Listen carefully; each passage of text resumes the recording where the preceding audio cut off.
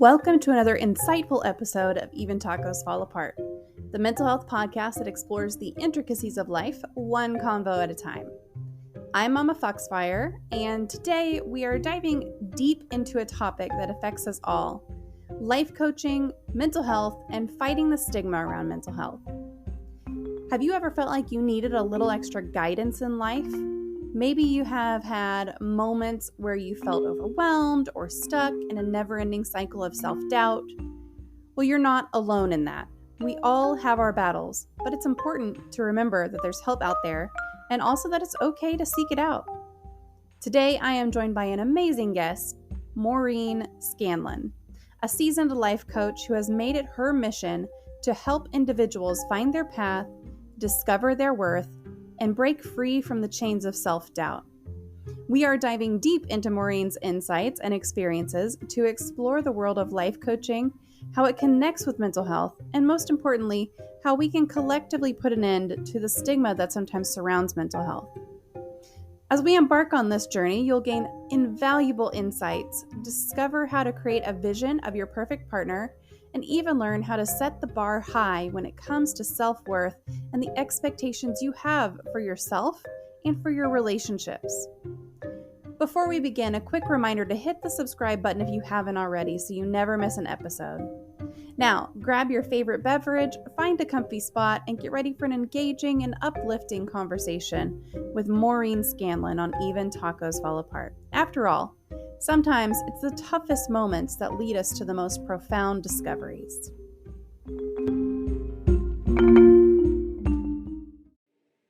Hello and welcome back. Now, see, there's always at least one thing that I always have to fix after the fact. I don't know why. I even have a checklist and I still, for some reason, just can't follow my own checklist. But it's fixed now. So hello, welcome back to another Mental Health Monday. Y'all know how it is with me and technology, and it's just one of those nights. You know, there are gremlins in the system and we're just going to fight through it. So welcome back to another Mental Health Monday. Super excited to be joined today by Maureen Scanlon. We are going to be talking about life coaching, mental health, and fighting stigma. Just a little bit about Maureen as we get started. Maureen is the founder and CEO of Maureen Scanlon Life Coaching. She's an award-winning author, certified life coach for mindset change, relationship expert, and international speaker who has successfully helped many people, from experienced professionals to young adults and couples. She focuses her tools and techniques on overcoming past negative experiences and making positive changes through goals and reframing negative thoughts and beliefs. Maureen also helps small businesses grow and build, as well as presenting team building conferences. And her second book, My Dog is My Relationship Coach, which sounds amazing, launched January 2021 and is a bestseller and has received several awards. So I've got some links for you guys. But Maureen, thank you so much for taking the time out to speak with us tonight. I'm really looking forward to this. Thank you so much for having me. I cannot wait to chat with your listeners and have an awesome conversation with you. Yeah, absolutely. And Big Kev is already here supporting. He says hello. So happy to see y'all. So hi, Kev. How are you? Hi, Kev. So we're going to be talking through some questions here in just a minute, but if you guys in the chat have any questions, as y'all know, there is a question queue open. You type an exclamation point Q, put that question in, and we'll make sure to get to it as we go through here. So appreciate y'all's input and your participation while we go through, and we'll just kind of start off with general day in the life. What's something you love about your work as a life coach, and is there anything you don't like about it? Oh, that's a wonderful question. I love pretty much everything about life coaching. I just love the impact I can have on people's lives. I love telling someone they're amazing when maybe no one has ever told them that ever in their lives. I would say the only thing I don't like about having a life coaching business is the marketing. I'm not a salesy person, so I always say build it and they will come, but the life coaching is, I've figured out it was my purpose. I recently retired from corporate life last week after Congratulations. Thank you. After 26 years, and I started this business about almost 4 years ago. So it's a whole different world being self-employed, and I love being my own boss, and I can't get fired, and I can't call in sick. That's true. That's true. Yeah, the business side of things is sometimes quite separate from what you really like about what you do. I mean, we hear that from people all the time where they're saying, the worst part about my job is the paperwork. The worst part about my job is this scheduling thing that I have to do. And it's just one of those things that you can really be passionate about what you do, but if you're going to make a job out of it, there's so much other stuff that has to go into it, for sure. So you are also an author. What's the biggest challenge you faced when you were writing your first book? That I never aspired to be a writer, or, listening to the naysayers, I think was really challenging. My father in particular, when I told him I was going to write a book, he said, "You don't know how to write a book." And I said, "Well, I'm just going to write some words down and hope people read them, Dad." And it was really interesting. It wasn't difficult, and you always hear about writer's block. I didn't have writer's block because I really chose, like I do in life, if it doesn't feel good, I'm not going to do it. And I wrote some days 2,000 words, and other days I just didn't feel like writing. And I think that's why it turned out as well as it did both books. I found sort of that secret ingredient to writing is do it when it feels good. There's no such thing as writer's block. If you don't have the inspiration, then walk away and come back to it. So, yeah. I like that. So your dad, did he read your book after it was finished and enjoy it? Or is he still kind of like a...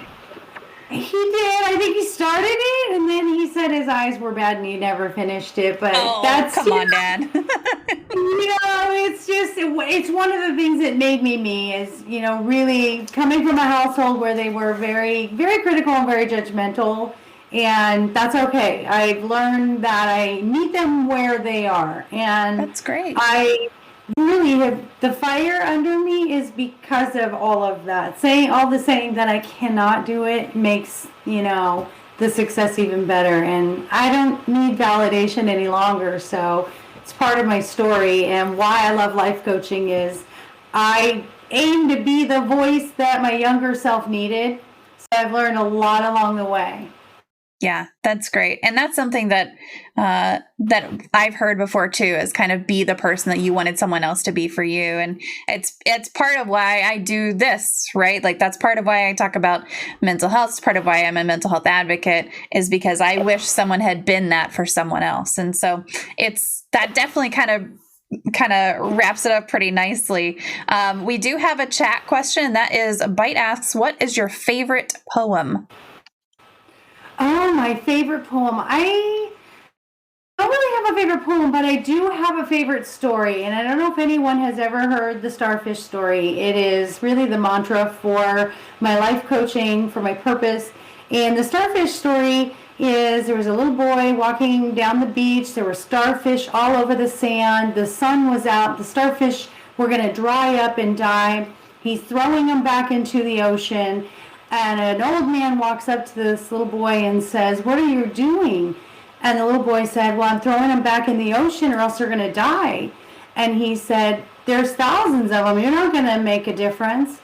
And the little boy picks up one starfish, throws it into the ocean, and says, "But it made a difference to that one." Mm-hmm. And that's exactly how I feel coaching one client, one by one, because we have a ripple effect in this life. So you help one person and you don't know how far that reaches to the people in their lives and so on. So good question. Absolutely. I love that, because you're right. You can't make a difference to every single person in the world, but it's one of those, if you can make a difference to one person, well, it made a difference to that person today. And Kev is one of the people who also does that with his compliment project, because he will compliment someone. And I'm just perpetually amazed by the people on Twitter and elsewhere where you see them engaging with his stuff. And it's just like, you really made a difference to me. And that's one of those things that I think that we all just want to make a difference to one person. And if you can make a difference to one person today, then that's great. Yeah, and it feels good to us. It's not even about, it already makes that person feel good when you show that kindness or you reach out to someone who needs help. But it's also, happiness chemical that we invoke in ourselves as well. Because when you get outside of yourself, you're not wrapped up in your problems. You're now realizing that you have this impact, and being kind feels good. Making others happy feels good. Yeah, absolutely. So what do you enjoy doing when you are not working or writing? I have 3 adult children and 3 grandchildren. So a lot of my time is with my beautiful grandbabies. Shout out to them, Paisley, Braylon, and Aiden. Oh. And I do something kind of interesting, and I don't know if you can see it. There's a hint in my room right now. I make little mini houses, so. Oh! This is like a little mini of my office. Oh my gosh, look at the house plants. I love house plants. Isn't that fun? So it's got my life coaching logo. It's got my books. So that's really cool. I love it. It is, when you're in the mental health field, you know that there are times you just need that break because, in between clients, you have to get away. That's one of the things I emphasize is always, especially working from home like we have since COVID changed a lot of that. You cannot, just sit there and concentrate on a screen for 8 hours. So I'm a big believer in stepping away. And in fact, a lot of my clients who suffer from, I call it attention struggles. I don't like labels. You'll see that I'm not a psychologist or a psychiatrist, so I don't use official diagnosis very often, unless you've been diagnosed, and you feel free to, say that. But I don't like labels. I feel once you're labeled, then you almost insert the belief that you have this thing that you have no control over. And so when I say attention struggles, I'm one of those that has attention struggle. And I think it's super important that we have to walk away. And I think we all, whether you have attention struggle or not, you've got to get out. Even in your house, I go out in the backyard and I'll just stand in the grass in my barefoot and just sort of regroup, or, you need to step away. So when I do these mini houses, it's like mini therapy for me. It's that thing that I don't have to think about except for concentrating on this fun little creative thing. And it's advanced to where I just like making them for everybody. So I personalize them. I put pictures of their families in them. And so it's become really fun to customize and make something personal and special for someone. And they bring tears, and I don't know why, but I think they're tears of joy because it's for them. It's specifically, hours and hours go into this for you. And so it's one of those giving things. My love language is receiving gifts. And so I am a gift giver because my love language is receiving gifts. So it's fun. It's a lot of fun. Can we see it again? Yeah. Can we get another look? So Bite says it appeals greatly to my love of tiny things. And I'm just curious, where do you get all the little things for this? It's really cool. There's my little computer. Let's see if I can lower my light. So you can buy the kits on Amazon. You can buy them on, even everything that's inside there. You put all that together. There's so much detail. You can buy the kit on Amazon. And I've seen them on eBay, and I think there's a couple of other ones. And then you can customize it any way you want. So you can... like I put the Maureen Scanlon life coaching logo in there, my book, so you can do it, repaint it. What's funny is it's a love-hate thing. My son, who has really chubby fingers, he couldn't focus on that. He goes, oh, that would drive me. He's like, 5 minutes would drive me crazy, Mom. And my best friend Linda, same thing. She said, I couldn't do that to save my life. And I've tried to get others into it. And I think it takes a level of perfection and like concentration that not a lot, and tedious. It is tedious. You got it's tiny. I mean, you turn little beads into flowers, it's crazy. But it started off last Christmas. I saw them online on Amazon when I was buying some gifts.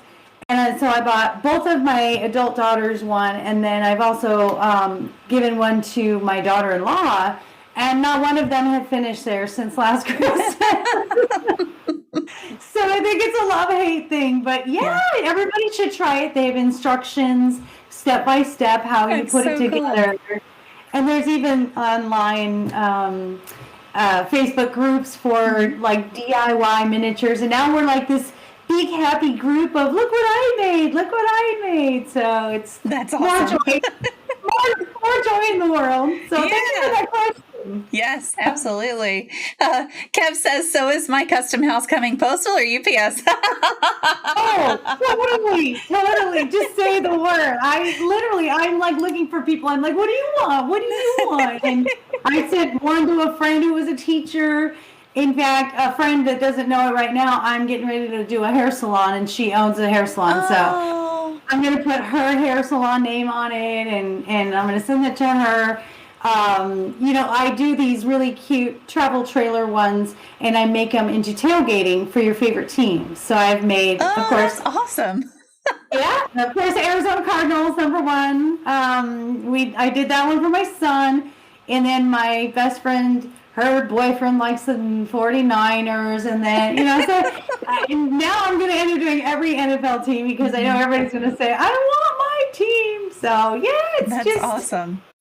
It's a fun, joyful thing, and I get to go out for a minute, and it gives me that mental health break that I need. And so, and that's one of the things that I tell everyone, I think, for your mental health, when you're feeling overwhelmed with life or overwhelmed with emotions, go neutral. Go somewhere where you're not doing a lot of thinking. You're just be, and just do something that you love. And there's coloring books for that. There's painting.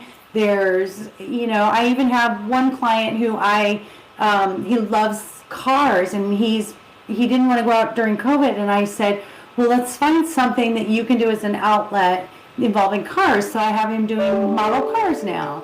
So that's great. I think we all need that creative outlet. Didn't we have that when we were kids? Mm-hmm. Did we not have recess or art or music? Why, as adults, did we give up on that fun stuff? I definitely agree. Do you have a serial killer or true crime story that fascinates you? Oh, I cannot believe you just asked me that question. So I'm a crime junkie. Woohoo! Nice. Of course I have to be a crime junkie, because why? I need to know how people think. I need to know why they do what they do. So the psychology aspect of it is fascinating. Asking me to pick my favorite serial killer is like asking me to pick my favorite child. I can't do it. But I have to say, the ones that fascinate me the most and horrify me the most are the family annihilators. Mm-hmm. Yeah. And I don't understand. I can't understand the Scott Petersons and Chris Watts. I can't fathom that, and I think it's why it's fascinating to me, because I want to see the clues. I want to see, what was your life leading up to that, or did you give any red flags? And the reason I bring the red flags is because of my history with relationships that were very dysfunctional, abusive, and I missed it. I missed a lot of it. Yeah. So it's really, for me, a curiosity. What are we missing, or are we, or are sociopaths and psychopaths just that good at hiding it? And I know a lot about narcissists. I've studied, taken courses on narcissists. I've been with plenty of narcissists, so I kind of have them pegged, but those other ones are pretty fascinating to me. Yeah. And it's hard to tell if something is a red flag that someone should have caught, or if it's a red flag that no one would have caught until you go back and look at everything together. Because that's something that it's really hard to say, okay, here's a red flag, but is this an isolated thing, or is it in context? Is it okay? Or there's all kinds of stuff leading up to where you're looking at your collective red flags and going, uh-oh. Right, right. And then also, I think as humans, we're pretty forgiving. And so we'll, especially when we're, in any kind of a romantic relationship with someone, we tend to want to see the best in them. And I talk about this in my book, My Dog is My Relationship Coach, where are we dating the person in front of us, or are we dating the potential of what we want them to be? And we forget, we go out on that first date and we're not looking at exactly what's in front of us when they're rude to the waitress, or, they order food for themselves before you sit down. So, it's kind of weird. We make those excuses. My best friend, she was dating, and she had a 3-date rule. And I said, why do you need 3 dates? Don't you know by the first date if you want to move on? But she always said, well, maybe he's nervous the first time. The second one, well, maybe he was running late. Maybe he blah, blah, blah. I'm like, you're giving this person so much time and energy, and you already knew within 15 minutes. You did. Yeah. And you didn't go with your gut instinct that, this isn't a good fit. Because my husband now, who is literally Mr. Wonderful, he is my absolute perfect, wonderful twin flame.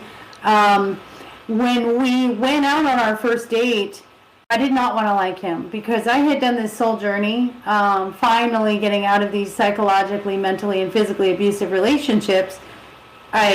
For 2 years, I said, okay, I'm just going to be alone. And we had met online. He lived in another state. He lived in Denver, and I live in Phoenix. And he would reach out. And so it was about 4 months, he would just touch base. We had really good conversations on the phone or by email.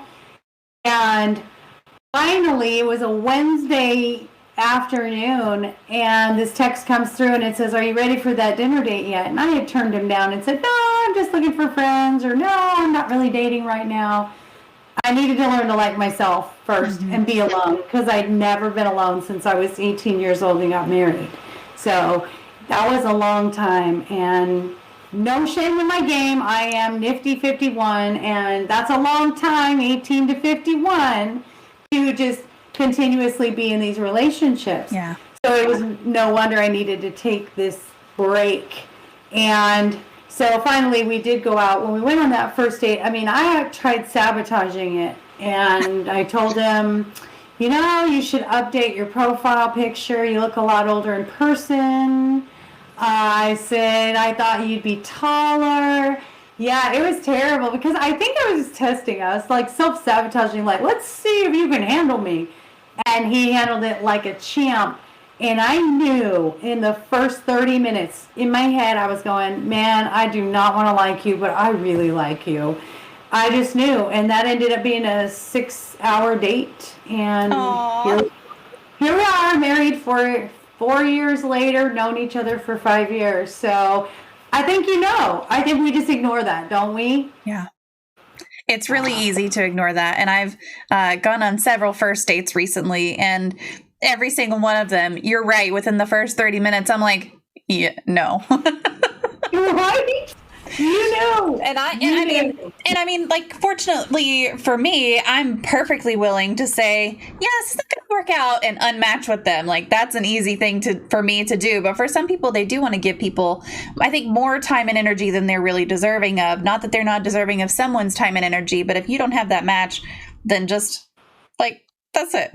Bye. No, why are we so afraid when it comes to romance to speak our mind, or to say, my favorite line was just, I don't think we're a good fit. What's wrong with saying that? You would say that with a friend. You would say that with a job. You would say that with a dog at the pound. I don't think you're the dog for me. I need a little dog. Why are we so afraid when it comes to love? It's almost as if we have this fear of missing out, the FOMO of love, right? Because this is my chance. What if I can't get another date after this one? What if I'm going to be alone for the rest of my life?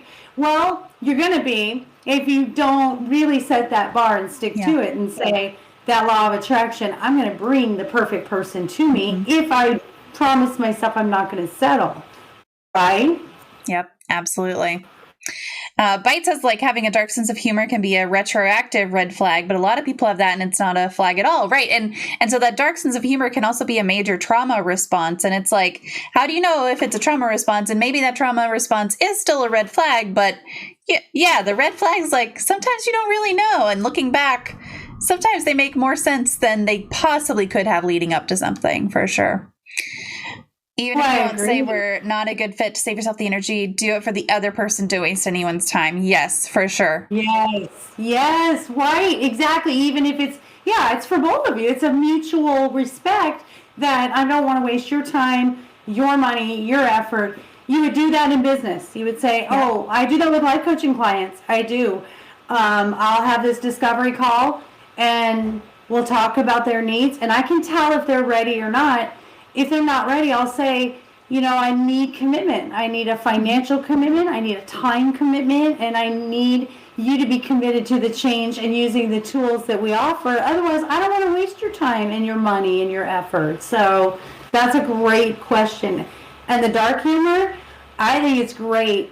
What I think is when you have sort of the same humor, I think that's when it's okay. And then the red flag part of that is, I still think there's going to be signs that you're going to find outside of the humor part of it, because I think there's perfectly normal people that have dark humor or sarcastic humor or, I like sarcasm, but I love slapstick humor. So I'm like the Jim Carrey lover. I love the silly. That's perfect. So Kevin says, what is your thought on combating what's referred to as holiday depression? Well, we have to figure out where is it stemming from. So am I going into a depression because something traumatic happened around that time of year, or maybe my childhood wasn't very happy and holidays were always really scary and, miserable for me. And there's also that other effect of how does your family make you feel? The people that you're going to be around, how do they make you feel? And just because we've always done it doesn't mean we have to keep doing it. So to combat the holiday depression, do something different. Do something that feels good for you. Go buy yourself a gift. Go see some, holiday shows. Go look at some lights. Drive around the neighborhood or walk around and look at Christmas lights. Anything that's going to bring you up to that next level. I always say, on the emotional ladder, you can't jump from depressed to exhilarated. So your job is to go to that next rung. So from depression, just go to, contentment or, at neutral for a minute. And then you can go higher and higher with those things that bring you joy. So finding stuff that makes you feel good about yourself. Sometimes you have to force yourself to do things and get out there. Yeah. And I mean, also, like, this time of year is awful for family boundaries, especially. I mean, you're expected to show up at family things. And so if it is something with your family that's kind of causing this seasonal depression or the kind of holiday depression around things, like, don't be afraid to set a boundary and really stick to it. And if you don't stick to it, if you're not able to stick to it, don't beat yourself up about that either. I think one of the key things that I needed that I've learned with my family is I prepare myself mentally before I go over there. So I know my brother is going to have snarky comments and say something. I know, maybe Dad's going to criticize what I'm doing. And, so I prepare myself. I'll say, okay, this is what's going to happen. So I almost set that expectation. And if they don't do it, it's like, yay, they didn't do it. But I prepare myself to say, I'm just not going to be affected by it. I'll put my love armor on, and I will not let those things invade my space or my heart space. Yeah. Yep. Bite said she loves, just because you've always done something doesn't mean you have to keep doing it. Absolutely. Yeah. Thank you. Yeah. So how did you get started with life coaching?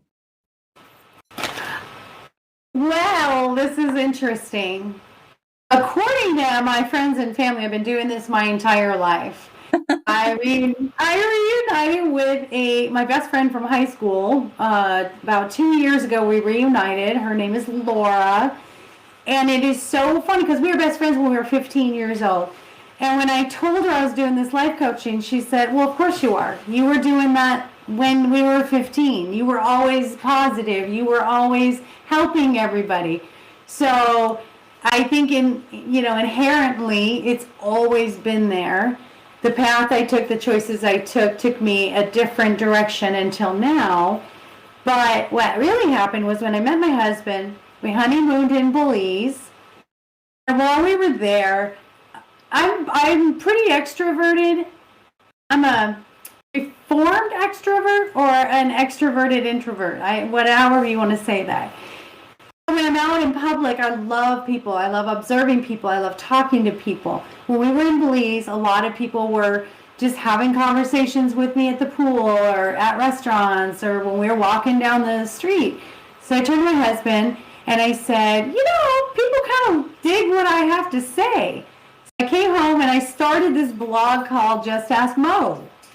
And it was so fun. And it was kind of a travel food review blog and sort of then it expanded into businesses. But then someone said, hey, Maureen, have you heard of this life coaching? And I said, what? What is that? And I looked it up, what this new thing was. And it was made for me. And so the business started and got my certification, started taking, a bunch of psychology courses that really fascinated me. And it just took off. And then, the books came and it was fun. And every day I get to do what I love. And I never knew I could say that. So that's how it started. I think that's what everyone kind of aspires for is to just do what you love every day. That'd be great. And get paid. And get paid for it, yes. And be able to make a living from it. Absolutely. So it wasn't an easy week, though, that's for sure. Yeah. Yep. So what does a day in the life of a life coach look like? A day in my day as a life coach. Well, I do things a little bit different than a lot of life coaches. So I make myself available at all times. I believe, and this is just my own belief and experience with my clients, that I have found the counseling and therapy that usually people come from that background. The life coaching is a little bit different. So with life coaching, when you go to a counselor and a therapist, you got that 1 hour and they're like, oh, time's up, gotta go. With life coaching, I tell them problems don't have a schedule, neither do I. So I am available. So today I had a client, excuse me, who called me twice and then had a session at 3. And so, they need help along the way. But usually it's get up in the morning, depending on how many sessions I have, usually 4 or 5 a day. And there's a lot of social media. So I have a, Facebook group, Mindfulness and Positivity Seekers. So there's a lot of encouragement on that page, life coach page, of course. And I also, after our sessions, I have what's called a recap and goals. So I will write up everything that we spoke of, things that you're doing really well, things that we have goals for you for before our next session. And so it keeps you on track, keeps that accountability, and also tells you, hey, you're doing this really well. So I don't dwell on what you're not doing well. We set a goal for you to do better, and we tell you what to build on. That's really great. I don't think I have your Facebook. I don't think I have the Facebook group. I think I have just your Facebook link here. But let me see if I can grab that real quick, and I'll post both. So if anybody wants to check out those, they're welcome to. But it's neat to hear that instead of just being that 1 hour session, because you're right, it's very blocked off whenever you go see a therapist. It's like you got 45 minutes or 60 minutes, whatever your sessions are.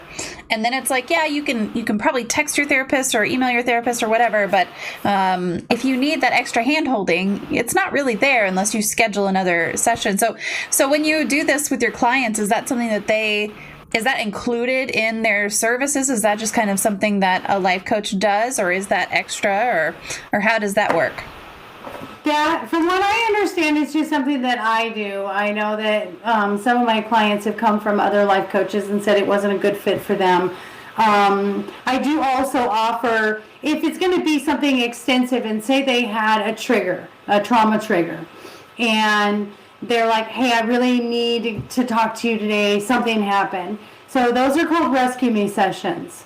And those are 30 minutes, one subject. Let's get you through whatever happened today. Let's just get you through this trigger. Let's help you through it. If you're having a panic attack, if you're, you had just had a phone call from your mother who drives you absolutely crazy, and, you want to scream. It's one issue that triggered you, that really invoked a lot of emotion, and you're having a hard time dealing with it. So that one's just 30 minutes, half the cost of regular life coaching. So I make these little chunks for people that they feel supported at all times. It's very important that you don't feel alone. And I've had one of my clients, he's called me in from the hospital, panicking, this is what's going on, what do I do? And I have a medical background too, which is great. Started as a nurse, and in corporate was, medical field. So it's kind of nice that I had that as well. But, just to walk them. Yeah, and just to walk them through, and say, I'm here for you. I'm here for you. Usually it's just to bring them back, back down, help them through the emotions and lower the emotional impact that it's having, and just kind of reassure them, you've got this, you know how to do this, you've got the coping skills, you can do this, remember, this is a choice. So it's been really effective. That's great. So you also offer coaching on relationships and couples coaching and spiritual coaching and business coaching and team building. Which of those is your favorite, and which is your least favorite, and why? Again, trying to pick a favorite child. Here we go.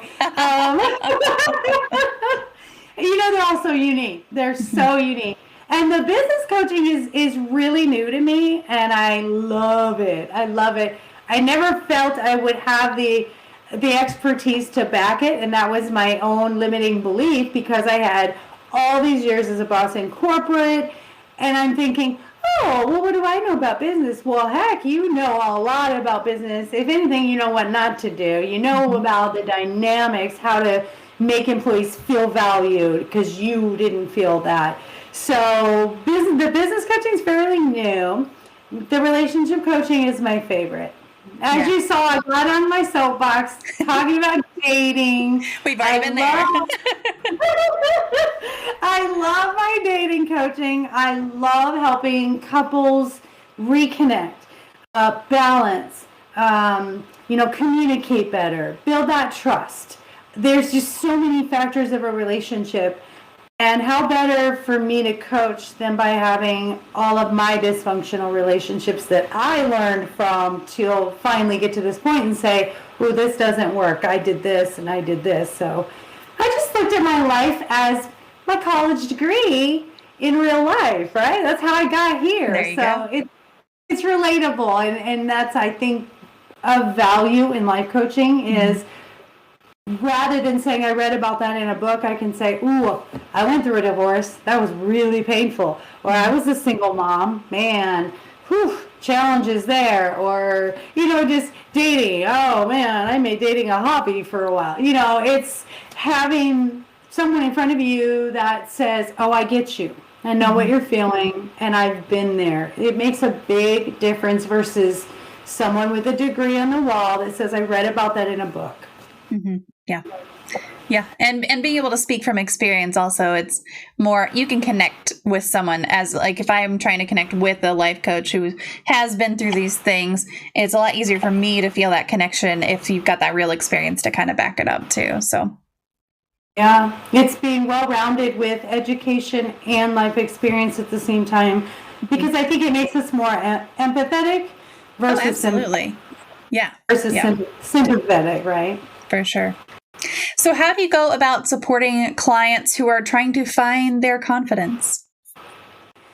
So we have a lot of wonderful tools and methods that we use, and I use a lot of out-of-the-box things, and that's kind of the fun of being a life coach and not having to have that license and be monitored, through state agencies or government, is we have more of an option to try different tools, to try different methods.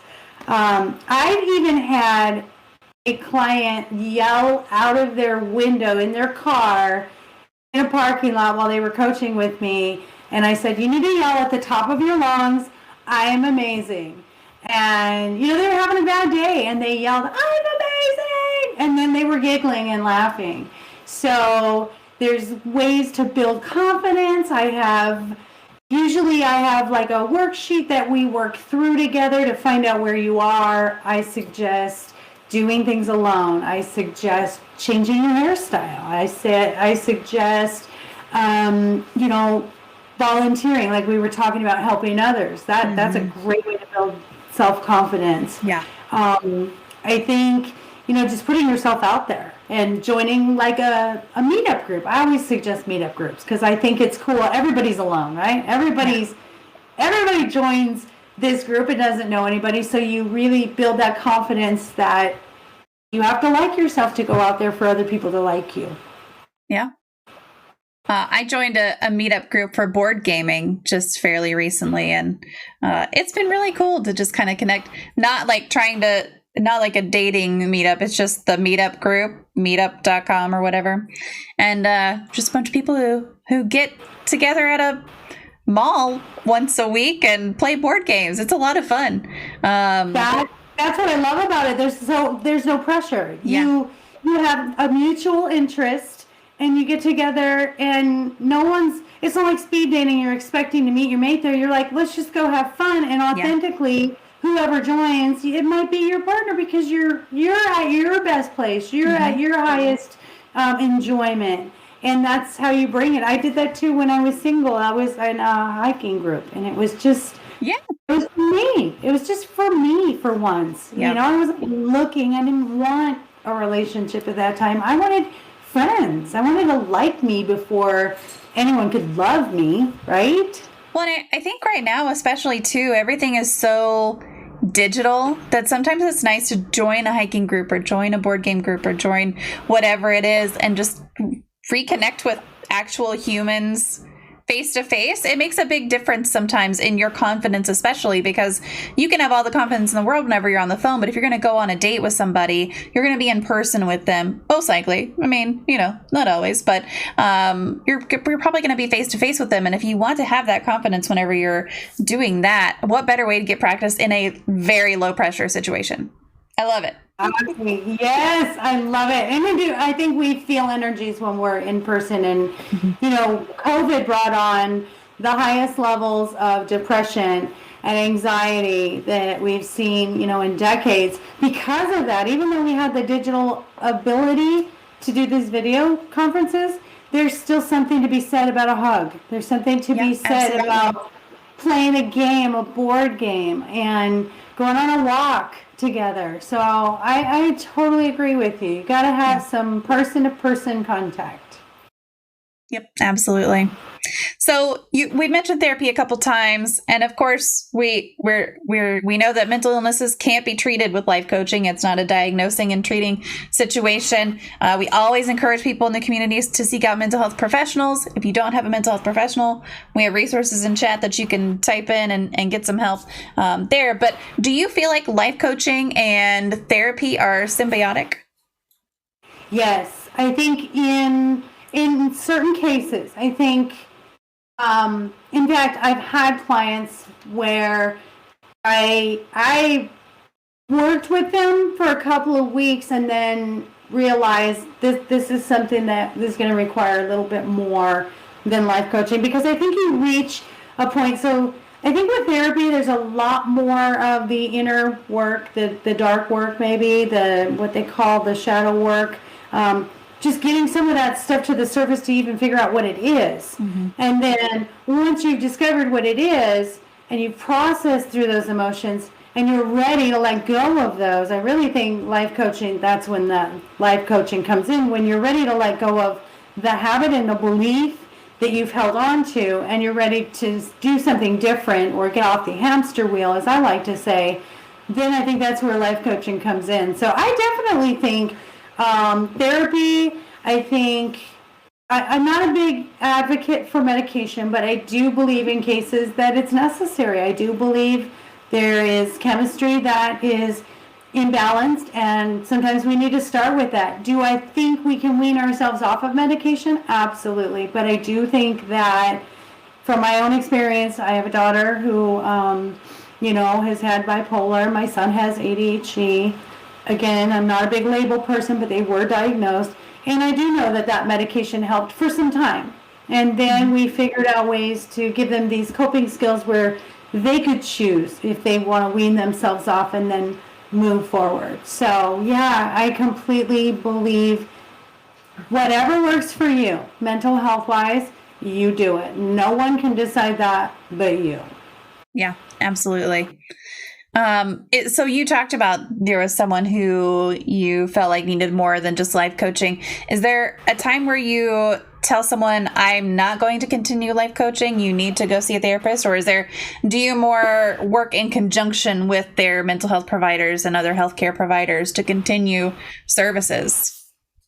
Great question. I'm very good at filtering. So when I have that discovery call with my clients, or I call it a clarity call, I'll ask those questions. And usually if they say, I'm seeing a psychiatrist or a psychologist, then I'll say, okay, what's your readiness for moving forward? Like, do you have goals? Because that's where I come in, is we're going to move forward. We're not going to keep looking back and rehashing everything that has happened to you. So your readiness has to be there. So I'm really good at filtering that out. Mm-hmm. There are times that, like I said, maybe one or two got away and they came to coaching. And I actually had one lady, and I think she had one or two sessions, and we had the clarity call, and I said, I'm all about moving you forward, and, we're going to let go of all those beliefs, and we're going to get you to realize that you don't have to live with that trauma. That trauma is not your identity. And she came for a couple of sessions, and she said this to me, and I almost knocked me over with a feather. She said, you don't talk enough about my past and my trauma. And I said, yeah, you're right, I don't. That's not how I work, and I don't want to do that. That's not why I'm a life coach. I really want to move you forward from that. I don't want to keep you stuck. And that's what I would say. I think it would be best if you want to work through it, that would be good to work through it with a therapist. Mm-hmm. Absolutely. Do you think that there is a stigma around life coaching, or a stigma for your clients who receive life coaching?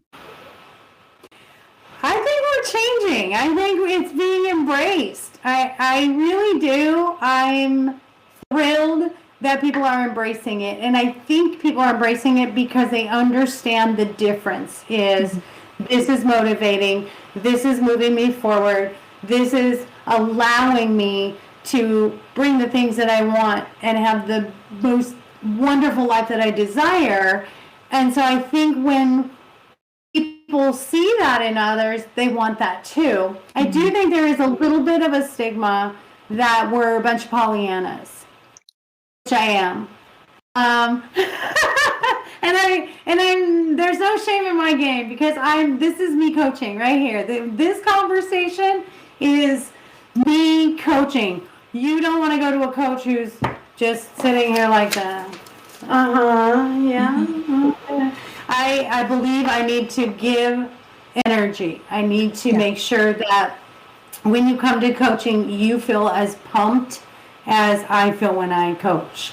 And so I think we're releasing the stigma, but I think there is somewhat of a stigma because they think all we do is quote positive quotes and send you on your way. And that's really not it. We do embrace the psychology. We do embrace figuring out who you are and how how to undo what has been holding you back, because that's what you want to do. Is you don't want to keep sitting there on that hamster wheel. You want to figure out, I've been doing this insanity thing, doing the same thing, expecting different results, Maureen.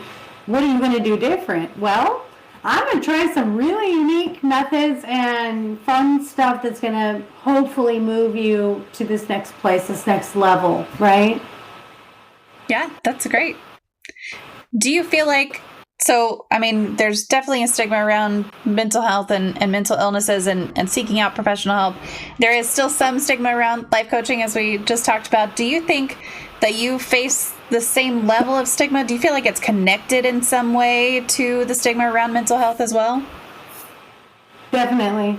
I think anyone in the mental health arena, from any capacity, whether it's social work, whether it's therapy, whether it's life coaching, whether it's even health coaching, even, there's a big broad spectrum of this whole coaching and mental health. I think a lot of it comes from media, obviously, and they're embracing it. And you're seeing these athletes in the Olympics, celebrities, fortunately and unfortunately, they really can drive the change that we need to see. So by seeing that, gymnast who said, you know what, my mental health is more important than that gold medal. You can ask my husband. I was so happy because I thought, that's the message. Send that message to all those little girls right now in the gym, that the award is not the end-all be-all. Your happiness, your safety, your being at peace in this life and doing what you want and speaking your truth is everything. So there's still a stigma, but we're getting there. We are getting there, and I'm rallying every step of the way that let's embrace it. And the more we talk about it, the more we share with each other. And that's the beauty of it. Don't be afraid to be vulnerable. Don't be afraid to speak out to your family and your friends, because more than likely someone else in your circle has been through what you've been through. Yeah, absolutely. So Kevin asks, are there life coaches who you look to and aspire to be like or model yourself after? It's a great question. I don't want to be the basic life coach here, but you gotta love your Brene Browns. But I think probably my favorite is going to be Mel Robbins. My personality is closer to hers in the way that we just say it like it is. We're going to tell you, this is how it is. This is what you need to do. This is what we do as humans. We make mistakes. This is normal for you to feel this way. So Mel Robbins is really at the top of the list. And otherwise, I'm at the top of the list, and I aspire to be me. So there's no competition in this life. There may be millions of life coaches, but I'm the only me. So hey, that's very true. I like that. That's a great answer. What would you say is the most impactful thing an individual person can do to reduce the stigma around reaching out for help? You cut out a little bit. The most impactful thing an individual can do to reduce the stigma around reaching out for help. Oh, that's a great question. So, would it be the person that needs the help or a person trying to help someone? Either way. You helped me out there, did you? I mean, of course, there's the stigma around someone reaching out for help and saying, I don't want to reach out for help because that's showing a sign of weakness. But then there's also stigma around, man, I really know that this person is hurting. And I feel like if they just would talk to a life coach or talk to a therapist, that they could really get some help. But I don't want to broach that subject because of the stigma. Like it's kind of two different sides of the same coin. Like both of them don't want to talk about it because of that stigma, right? So how do we change anything? We confront it. How do we change anything? We overcome the fear and we just do it. So I think it's really important for all of us. If we see friends, family, coworker, anyone, someone on the street, I don't even care You walk up, and I've done that. I've walked up to someone on the street and just said, "Are you doing okay?" Just to say someone is there for you. There's also so many resources. You can always just send someone a resource. Just say, hey, if you were ever thinking about, ever doing this, I heard this person on a podcast, on a wonderful podcast, maybe reach out to her and talk to her. So you can give resources. You can check in on your friends and family. When it's you, look it up, research it, go online and go to YouTube. You can look at, anybody. There's TED Talks about it. Soon I'll be on my TED Talk. There's TED Talks. Yay! So go to YouTube. All of this is anonymous. Go to YouTube and say, what is a life coach? What can a life coach do for me? So you can find those resources without feeling like you're going to be judged. But the most important thing is to know that the world is behind you, and that all we want is for everyone to be healthy and happy, and that this is no different than going to the doctor if you have an illness, or you have cancer, or you stubbed your toe, or you broke a bone. And we're slowly understanding it's okay. You're supposed to reach out. It's an aspect of your health. It's not physical where we can see it, but it is an aspect, more important than anything, I think. Yeah, just as important as dental hygiene. Come on. Sure. You go see a dentist at least twice a year. There's no stigma around that. You go get your physical every year. There's no stigma around that. Just you gotta take care of your mental health too. It's a big freaking deal. It is. It's necessary. Go have a checkup. That's a really great way of seeing. I wish we did. Wouldn't that be great? Let's start a movement, everybody. Let's start a movement that insurance companies should do a yearly mental check. Wouldn't that be amazing? Be great. It would be wonderful. We need to start that movement. What would we call that? I'm going to interview you. Yeah. Your physical's already free every year, right? Why not your mental health physical? It's just as important, if not more. Because then they're so linked. One can impact the other in such major ways. I don't know what I would call that. It would have to have some sort of catchy name that I'm just not going to come up with off the top of my head. That's for sure. I'm going in for my annual mind exam. There you go. Close. Yeah. My brain exam. My annual brain exam. No, my annual sounds brain like a neurologist. I think if insurance companies would make it more accessible and would pay for more mental health issues, I think that's where it probably should start. Maybe we should go to Capitol Hill. Maybe I'll make a trip to Capitol Hill and make mental health as important as physical, because really, if your mental health is not good, physical is the overspill of that. Yeah, absolutely. Right? Yep, 100%. And I ask people all the time, since I started being more open about my own mental struggles and how I'm doing and being open and honest with people, it's amazing the number of people that will talk to you about what they're going through. And my question to them, you'll see me, I ask it all the time on Twitter. I ask it to my coworkers. I ask it to just everybody. I'm like, when's the last time you went to therapy? You don't have to share if you don't want to, but have you talked to your mental health provider about this?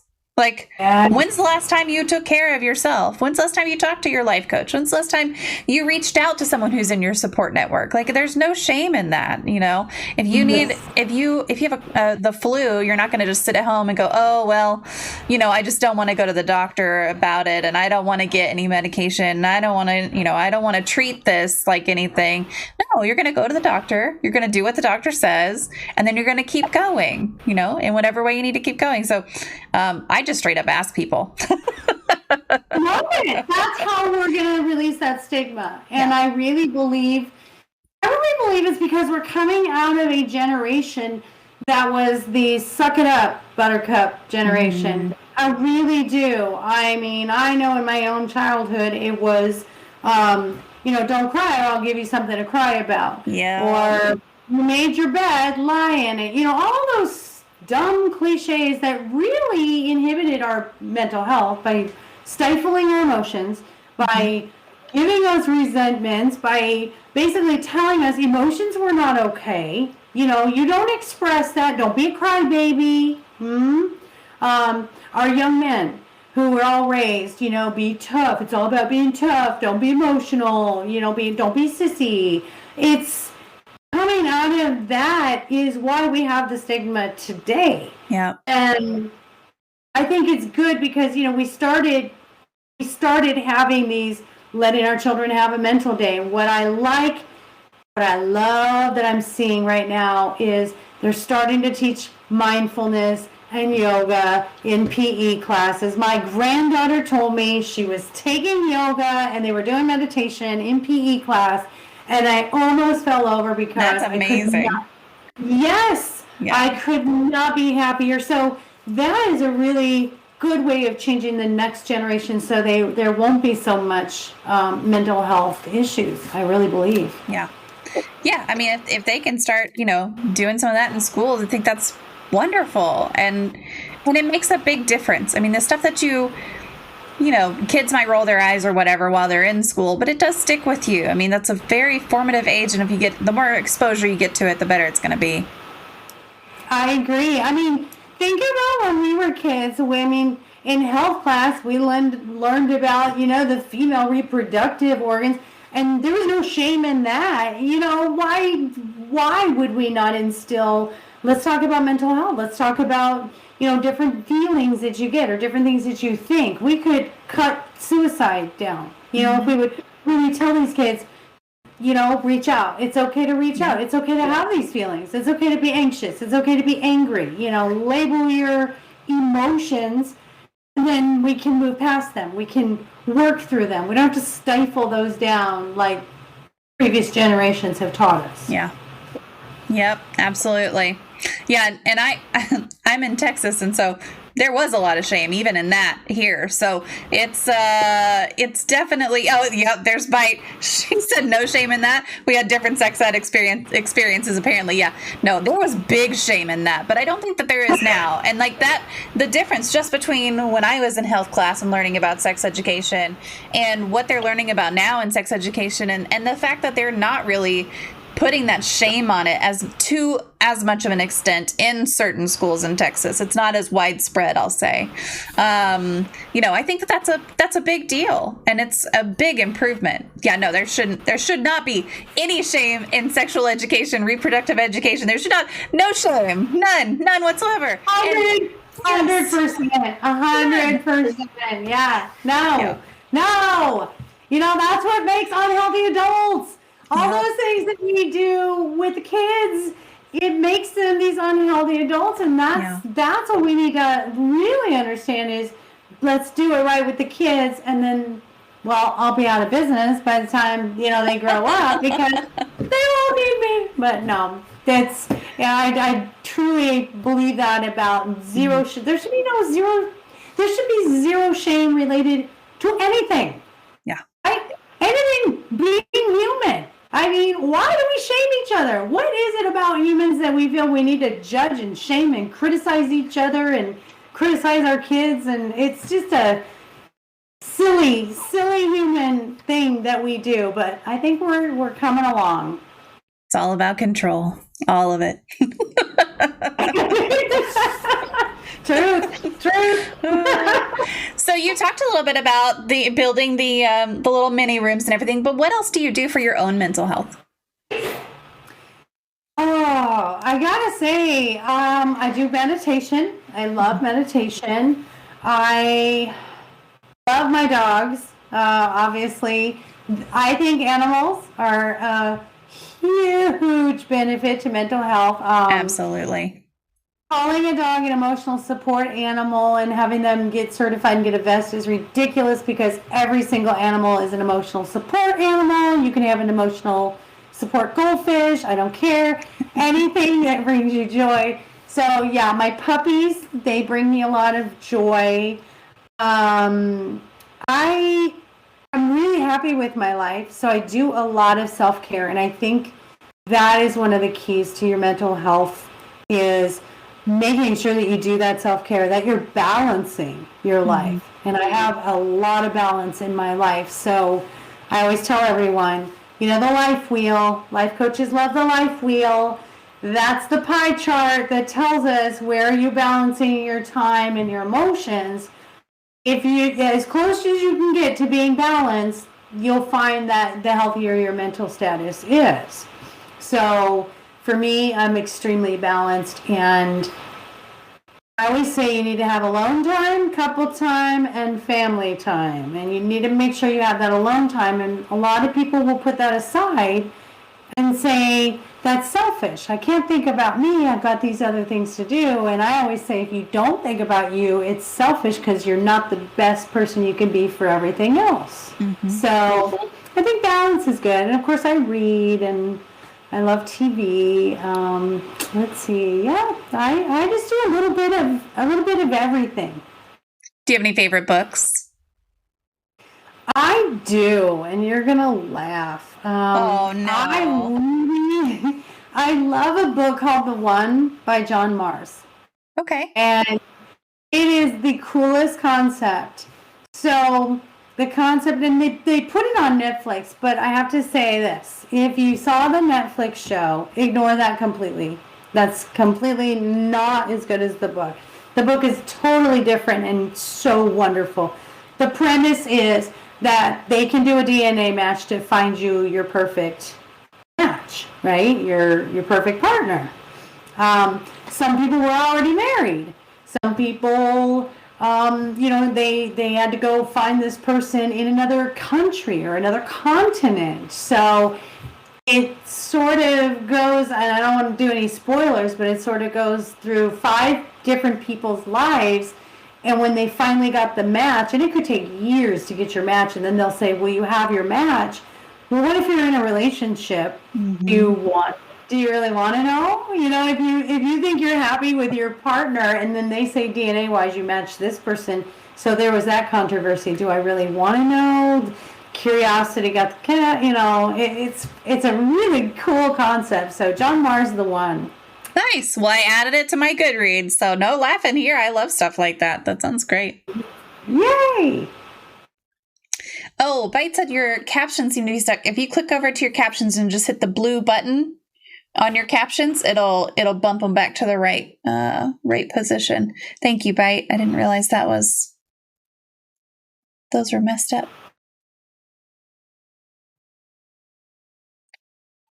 Okay, so do you have any tips for those who are interested in being a life coach or an author or even a motivational speaker who are maybe just getting started in something like that? Yeah, definitely. I would say take inventory of where your experience lies. So your life experience, not just your educational, and hone in on your purpose. So hone in on who you really want to serve. So what I love about life coaching is there are so many niches. And I've seen the coolest titles on LinkedIn for life coaches. Like mothers helping, life coaches for single mothers, or life coaches for ADHD, or life coaches for, I saw a really good one. Life coaches for young adults coming out. Which I thought that was, yes. So honing in on what you're really good at. That's why, like I said, the relationship thing for me, that's where all my experience came from. Find out where you're the best fit. Like, what is your area? Relationships, parenting. I mean, there's parenting coaches. There's even like PTSD for veterans, life coaches for veterans. And then go get your certification, because I think it's very important to be a certified life coach. Anyone can call himself a life coach, but I think getting the certification is important. It talks about the models and the modalities, and I think it's really important. It gives you so much information on how to help your clients and where to start. And then continuing education. I'm a sponge. And when you love what you do, I can't get enough. I want to take a course every day. So I even explored, you'd laugh because I'm looking at my certificates, forensic psychology. I'm about to take a criminal psychology course. I have animal and pet psychology, dialectical behavioral therapy. So, I think it's fun. And I think when I first started, I thought, well, I've got all this experience, but do I have the knowledge? So when I started taking the courses, I loved it. And now I'm well-rounded where I've got the experience, but I also have the credentialing of the knowledge and the education. So I think that's important. Do all of it. Mm-hmm. And I'm glad to hear you say that, like the certification process matters, because it's one of those things that sometimes you just feel like you want to get going with something, and there is such a good place for people to go and get like expert feedback and go through some of these courses, and it really does make a difference, and it helps prepare you. And it's a really neat thing that you can do that. And I didn't realize there were so many different areas that you could do that in. Yes. That's the fun of it. And also, to those with mental health struggles, there is no way that you cannot find someone that specializes in what you do. And that's even more, I think, comforting than just going generally, to a counselor or a therapist. You want to hone in on those specific ones. So, you would go to a marriage counselor if your marriage needed help. So life coaching is the same. Go to the life coach that has specializations in that area. A lot of people, I have a lot of clients that just want business coaching. But that being said, they think they only want one kind of coaching. But isn't it funny how, when you're a good life coach, I think, you find out you can dig deep into all of the areas, and then people realize, oh, well, I thought I wanted business coaching, but really, I need to work on my relationship. Then again, I've got these goals that I haven't met, and let's talk about my parents, So it is the whole person, and as a life coach, I think you should be able to address all areas of a person, but you can specialize in that specific niche, and maybe it will help someone who isn't sure, like a young adult wanting to come out. Would he come to a 51-year-old who specializes in relationships, business coaching, and spiritualism? Probably not. So it's good to have those niches, so there's a comfort level there for them where they feel, they'll be more accepted and understood. Mm-hmm. Yeah, and it's the same with mental health professionals too. It's one of those things that if I'm looking for a therapist for my 14-year-old, I'm going to want to find somebody who specializes in LGBTQ and who at least is accepting of issues surrounding that. And it makes a big difference, again, in Texas. The personal views of a professional still make a big difference. And so finding someone who has the right tag, the right fit, it really is impactful.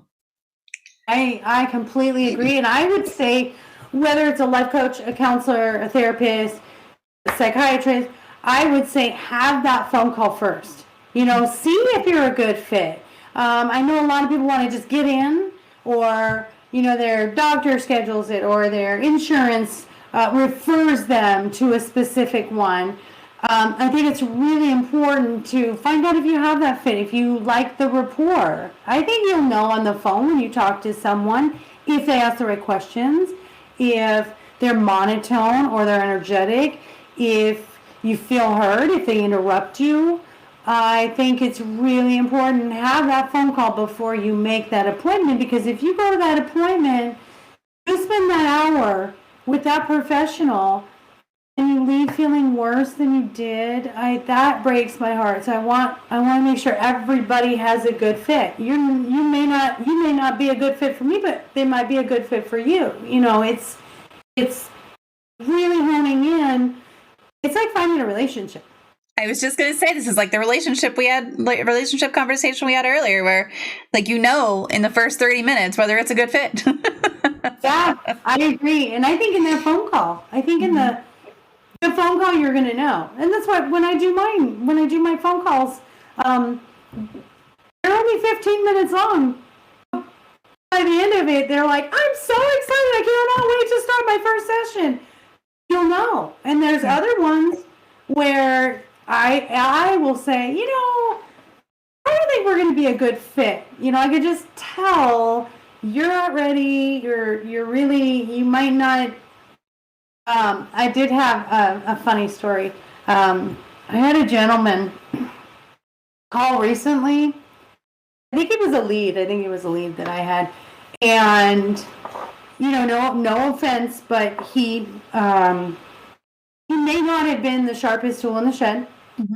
And he said, I need to do a relationship coaching. And I said, okay, well, what's going on? And he said, well, she's making me go.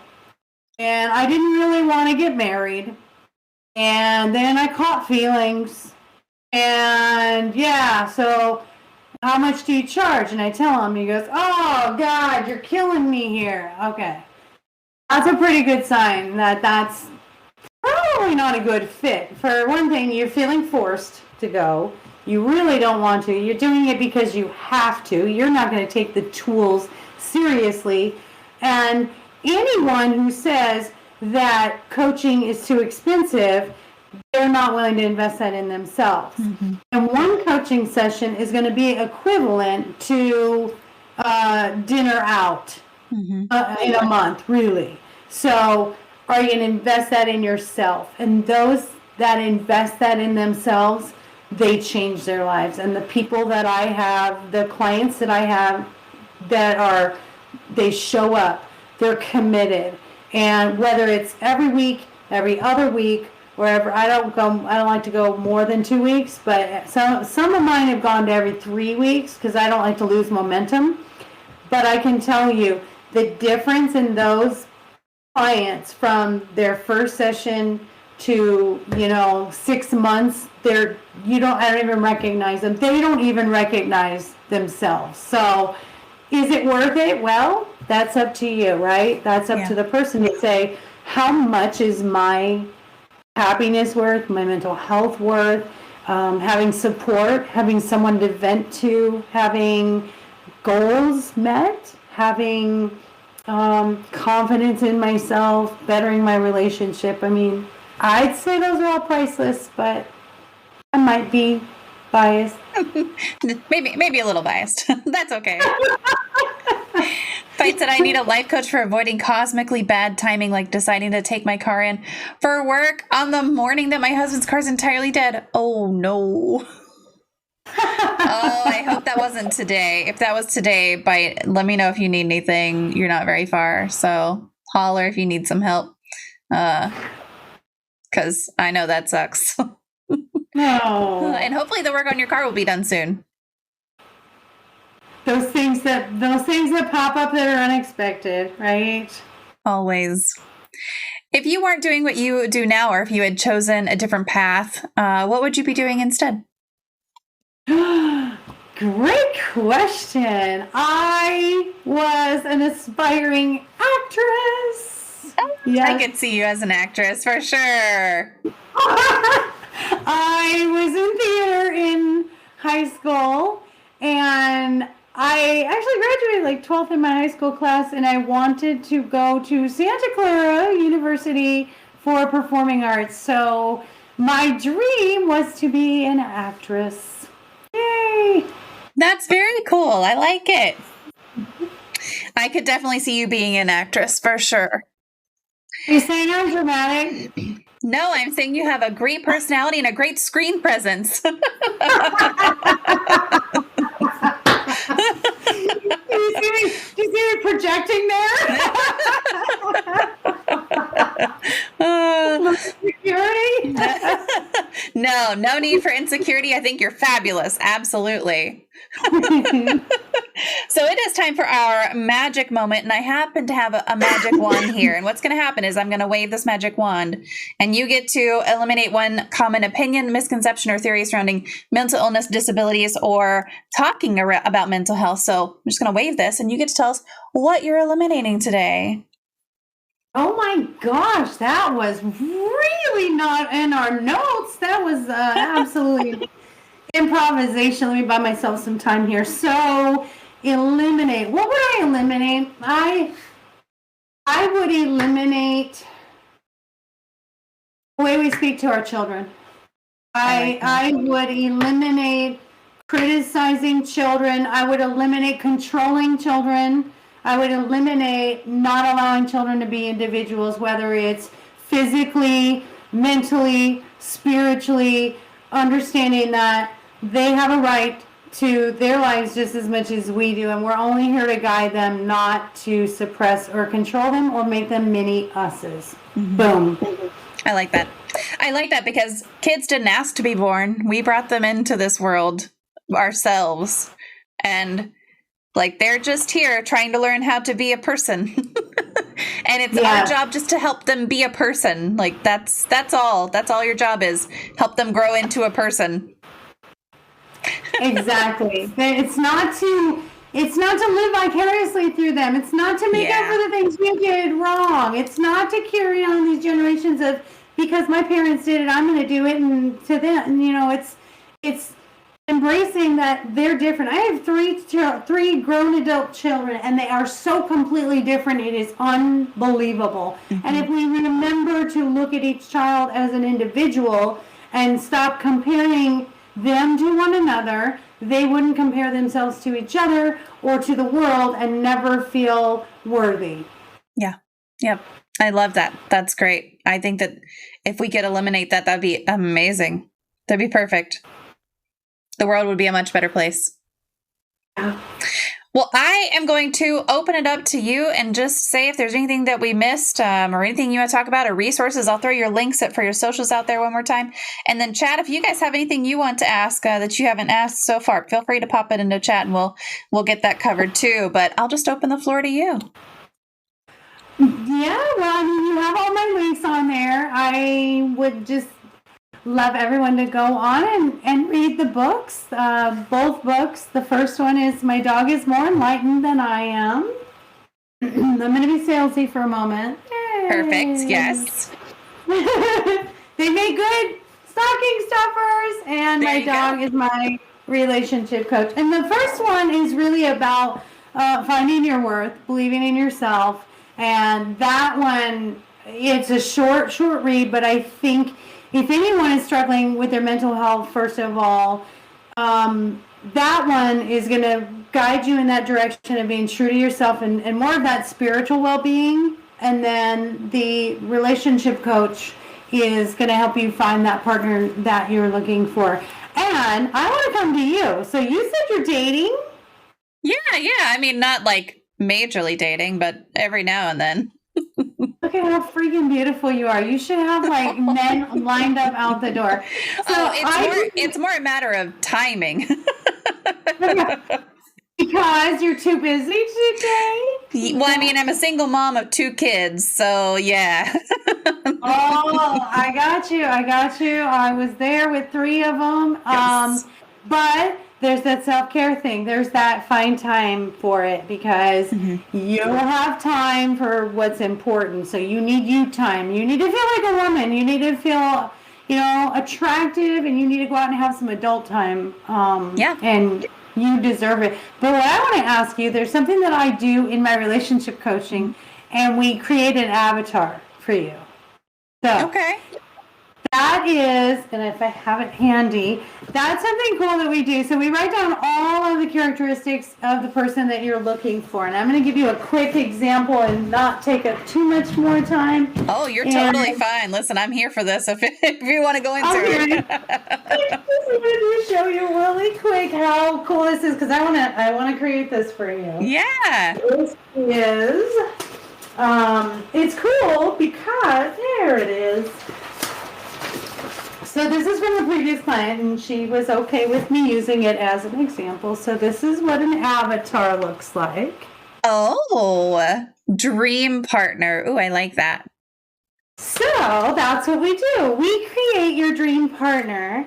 And this one, for example, these are her needs. These are all of her needs.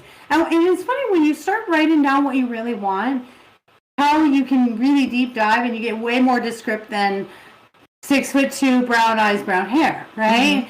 we really deep dive. So hers is respect, understanding of other cultures, financial goals, someone I'm comfortable with, compatible hobbies, willingness to try other cuisines. I love that one because I love different types of food. Affectionate, not smothering. Prioritizes me. Tall and fit. Path of growth. Adventurous. Caring, kind. Observant. I like that. Authentic. Speaks my love language. Sexually open. Good hygiene. Kids. See, some people don't want kids. This one wants kids. Equal partners. Supportive and proud. Mentally aware of who they react with.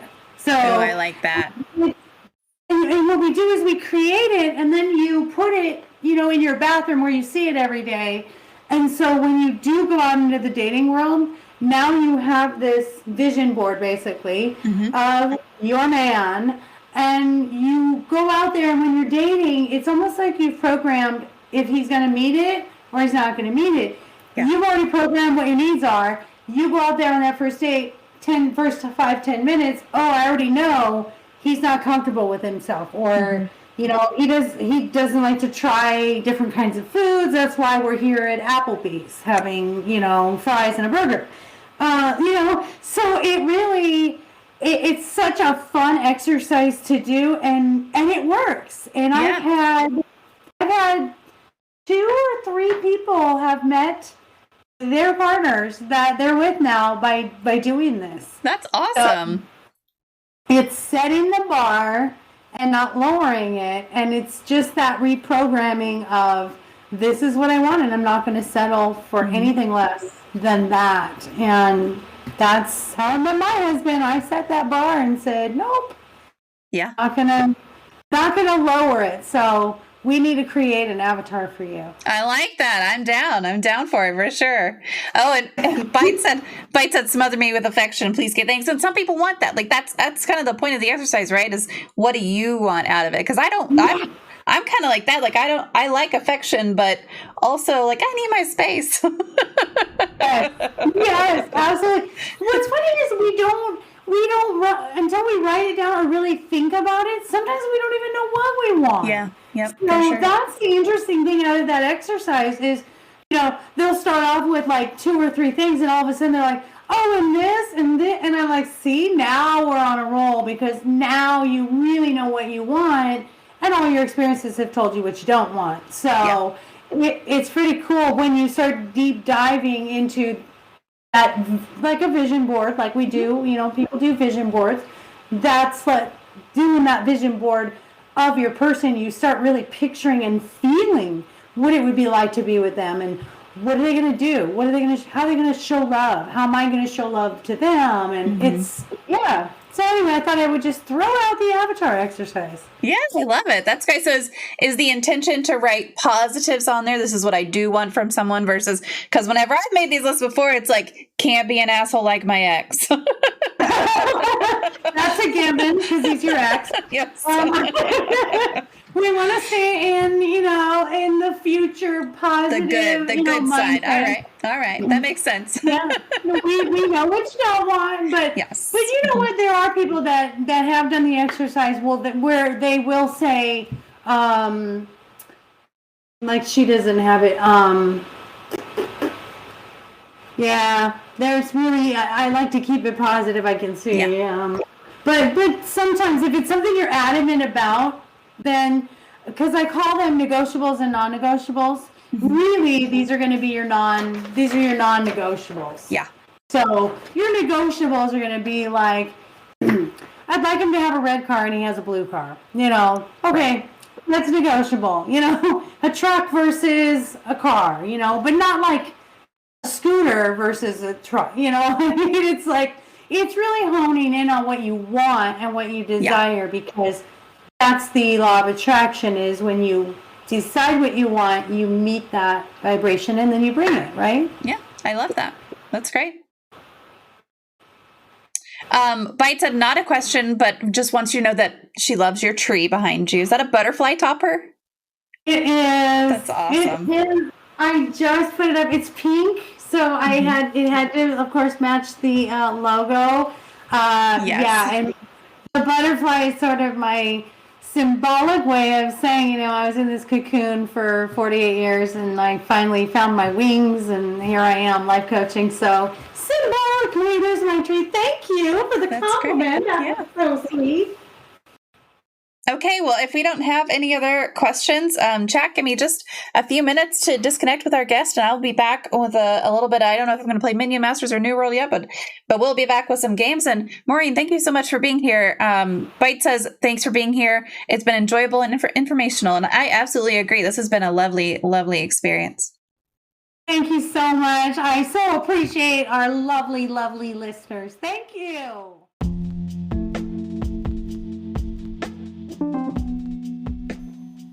Thank you so much for joining me for another enlightening episode of Even Tacos Fall Apart.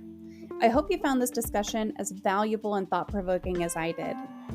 Maureen shared so much wisdom with us, and her expertise in life coaching and her commitment to improving mental health and reducing stigma is truly inspiring. There is no shame in seeking support, and life coaching can be a powerful tool for personal growth. I encourage you to connect with Maureen on her social media, check out her website, and also read her books. My dog is more enlightened than I am, and my dog is my relationship coach. I am sure you will not be disappointed. If you enjoyed this episode, please leave a review and share it with at least one friend, family member, coworker, acquaintance, stranger on the street. It really helps me reach more people and provides a lot of support to the podcast itself.